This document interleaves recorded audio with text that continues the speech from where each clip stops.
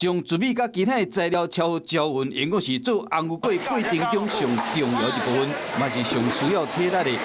不过为了要信徒食到好滋味的红牛粿，这阵志工拢袂法艰苦。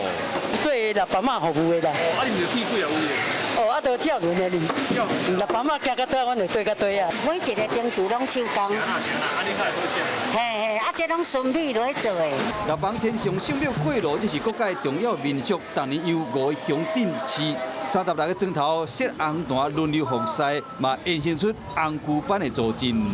这红牛班呢，因为20年前开始，就拢对咱这个红坛啦，去到对一个钟头，因就拢会去到迄个所在做红牛。